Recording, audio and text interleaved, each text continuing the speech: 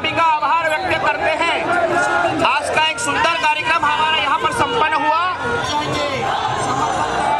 समझाएंगे। धन्यवाद, बहुत बहुत धन्यवाद।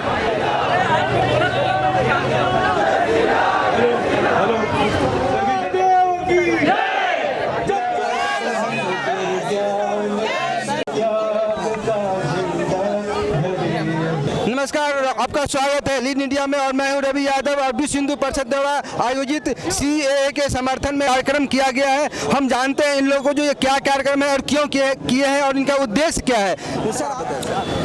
नाम शंकर सिंह सोलंकी, राष्ट्रीय स्वयंसेवक संघ का जिला कार्यकर्ता। मैं तो यही कहना चाहता हूं कि जिस तरह से सरकार ने लोकसभा में भारी मतों से समर्थन लेकर ये जो बिल पास किया है CAA, उस बिल का समर्थन लोकसभा में हो गया है। उसके बाद में कुछ विरोधी पक्षों द्वारा राजनीतिक षड्यंत्र करते हुए विरोधी पक्षों ने जो तोड़फोड़ और आगजनी की है वो उसके लिए हमारे देश के लिए भी एक शर्मनाक बात है। वैसा नहीं करना चाहिए था।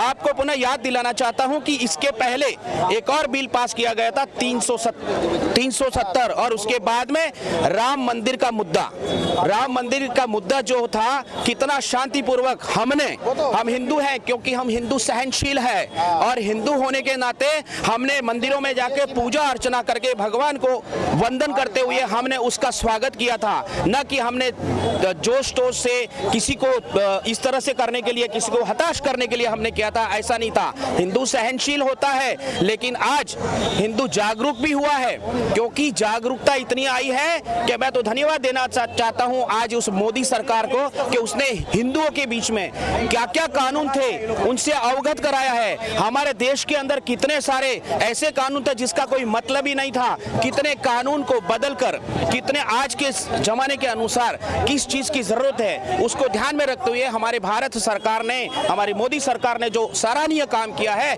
उसके लिए अब CAA की बात जब आती है तो जब हमने आपको तोड़फोड़ करने से पहले थोड़ा सोचना चाहिए था कि आपने कितना हिंदुस्तान में रहकर यहाँ का अन्न जल ग्रहण करते हुए आपने इस तरह से तोड़फोड़ की है। जिसों ने भी तोड़फोड़ की है, लोगों के बहकावे में आया है, किसी नेताओं या किसी विरोधी पक्षों के किसी ऐसे लोगों के बातों में आकर आपने जो नुकसान पहुंचाया है भारत की संपत्ति को, उसके लिए आपको सोचना चाहिए। आपके दिल में आपको सोचना चाहिए कि हमने क्या किया है, वास्तव में सही किया या गलत किया है। हमारे घर के अंदर ही रह के हमारे भाइयों के साथ में आपने नुकसान किया है। अरे हमने कभी विरोध नहीं किया। अरे हिंदू, हमें गर्व है, हम हिंदू हैं और हिंदू होने के नाते हम तो वसुधैव कुटुंबकम की भावना रखते हैं।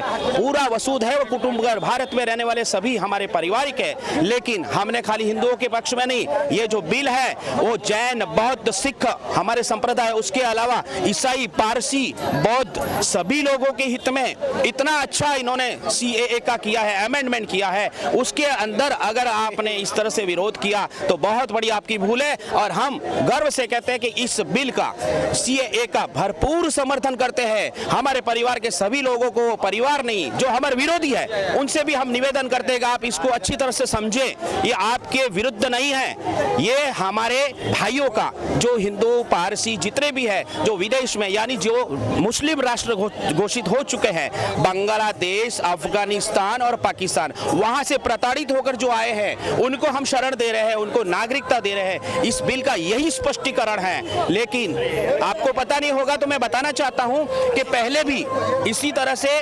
4-5 प्रकार से एक दूसरे को नागरिकता दी जाती है। जैसे अभी वहां पर जो अपनी सीमा है, वो सीमा में कुछ गांव बांग्लादेश में गए हैं, मोदी सरकार के समय में समझौता हुआ है, कुछ भारत में आए हैं, उनको भी नागरिकता देनी पड़ती है। बहुत सारे नियम के अनुसार चलते हैं। लेकिन आप लोगों ने इस तरह से तोड़फोड़ करके बहुत शर्मनाक काम किया है। मैं विरोधी पक्षों से हाथ जोड़कर निवेदन करता हूं कि आप इस बिल के बारे में, इस नागरिकता के बारे में थोड़ा गहन विचार करें और गहन विचार करने के बाद में ये सोचे कि मैंने मेरे घर के अंदर ही नुकसान किया है, भारत की संपत्ति को इतना सारी नुकसान पहुंचाया। कृपया दूसरी बार ऐसा न हो। जिस प्रकार हिंदू भाइयों ने राम मंदिर का कानून के में जितना स्वागत किया, दीपोत्सव करके, दीप का उत्सव किया, दीप जलाए, मंदिरों में पूजा अर्चना करके जो शांतिपूर्वक काम किया है वैसा आप भी करने का सीखो, और नहीं तो हिंदू भाइयों से सीखो कि कैसे होता है हमारी संस्कृति। भारत की संस्कृति को पहचानो, भारत की विधान को पहचानो, इसका स्वागत करना चाहिए। भारत माता की जय।